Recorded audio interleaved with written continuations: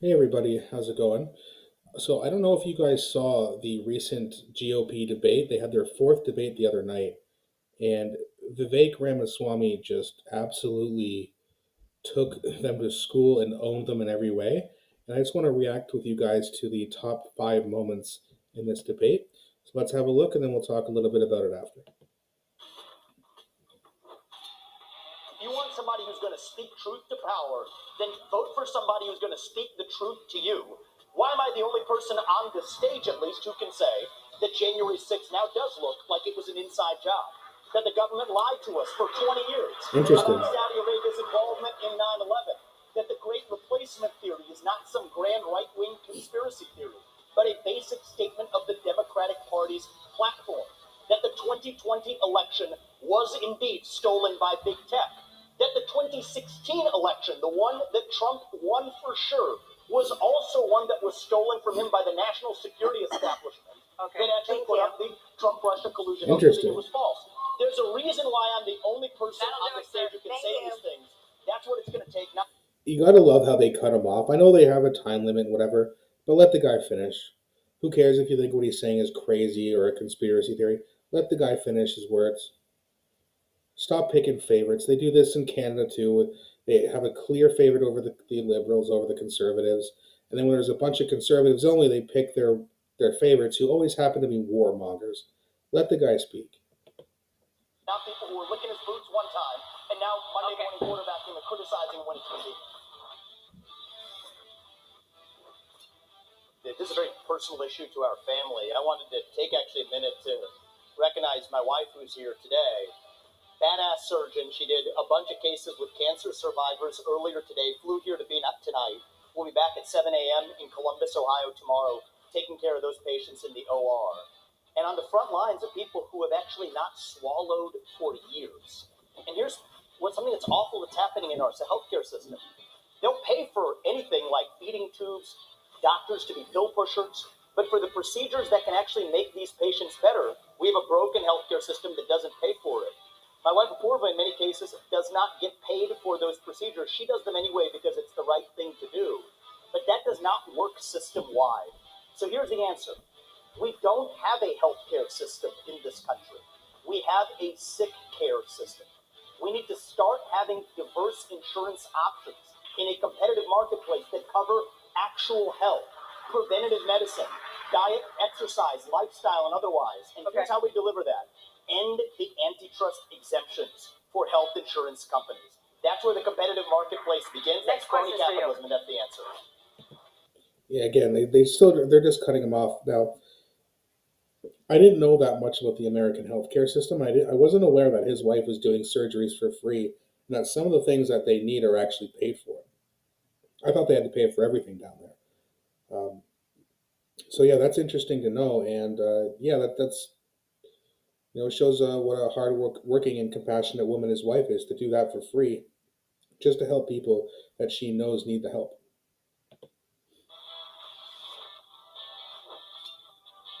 Foreign policy experience is not the same as foreign policy wisdom.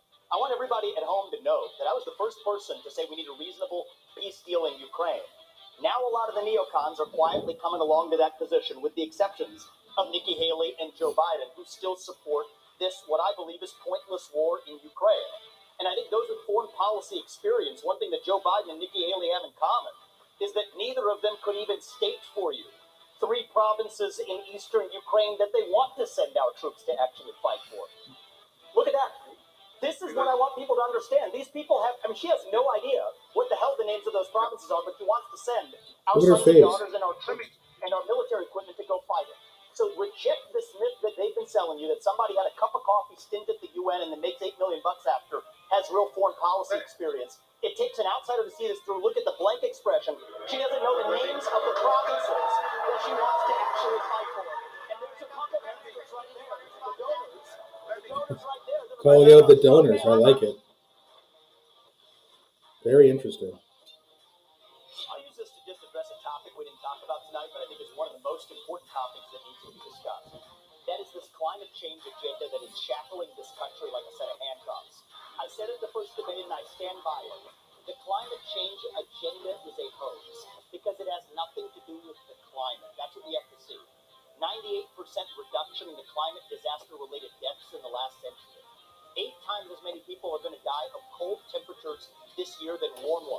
Yet against that backdrop, there's an issue coming up in Iowa. It's core to Iowa farmers. I met Kim Junker, Kathy Stockdale, and other farmers who are about to have a carbon capture pipeline built across their land using eminent domain to do it. That's unconstitutional and it's wrong. And if you thought COVID was bad, what's coming with this climate agenda is far worse. We should not be bending the knee to this new religion. That is what it is. It is a substitute for a modern religion. We are flogging ourselves and losing our modern way of life, bowing to this new god of climate, and that will end on my watch. Thank you, Ambassador Haley. And that's another great point that he made. There's a lot of people who just want to, stop using coal, net zero, real zero, whatever term they want to use. Yeah, do that in the wintertime and see how many hundreds of millions of people would be killed. He's right, they would die in the cold. And these globalists don't give a shit. Klaus Schwab, I think his daughter even said there's going to be climate lockdowns eventually. So I don't know exactly what that means, locking down people because of the climate, but it'll be something like, okay, on Tuesdays and Thursdays, no one can drive. Too many emissions. We got to reduce the carbon footprint of all these people. But when they need to go to a meeting, do you think they're going to reduce their carbon footprint? You think they're going to take like a private jet to Switzerland the next time the WEF has a meeting? Of course. Yeah, we have to do it while they continue to do whatever they want. Typical politicians, right? I question her authenticity. And I think that's deeper here. We were just talking about the trans issue. This is a symptom of a deeper cancer in American life, identity politics. This new religion that says your race, your gender, and your sexuality are your identity. It is anti-American. It is meritocratic. It's anti-meritocratic, and it is dividing this country to a breaking point. And Correct. I've spoken about this to the left. My books are all about this. I preach this to the left, but it's even worse when Republicans try to play the same game. We're talking about that trans issue. And Nikki Haley's campaign launch video sounded like a woke Dylan Mulvaney Bud Light ad, talking about how she would kick in wheels. At the first debate, she said that only a woman can get this job done. That's what she said.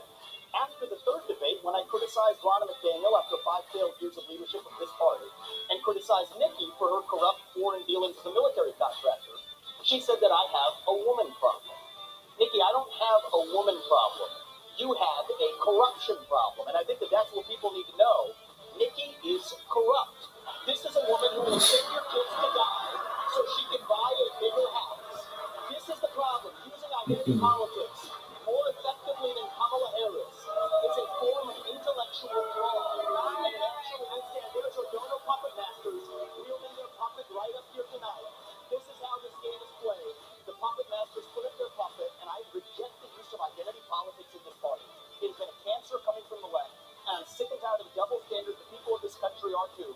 Having 2 X chromosomes does not immunize you from criticism. Again, so that's basically it for the video. But I mean, man, he just took Nikki Haley absolutely to school. Everything he said about her is right, and she's sexist, making those remarks. Oh, Vivek has a women problem. No, like he said, he's got a corruption problem. Not to mention the way that he roasted Christie as well, telling him to go get off the stage and go have a nice meal. That's a nice way of saying something that's pretty damn mean, but it's Christie, so who gives a shit? He's a I don't even know if I can say the word on this channel what this guy really is, but he's garbage. Him and Nikki Haley have no chance. I don't think DeSantis has a chance, and I really don't even think Vivek has a chance. The Republicans are going to pick Trump. But as I've said in past videos, Vivek is what he's doing right now, and I think he knows this, is he's setting himself up really well to potentially be the vice president, and B, even if he doesn't get it, he's setting himself up really, really nicely to be the future of the Republican Party. Because whether Trump wins or not, he's not going to be around in 2028. Right? This is his last chance, and if he wins, it's his last 4 years because this will be his second term.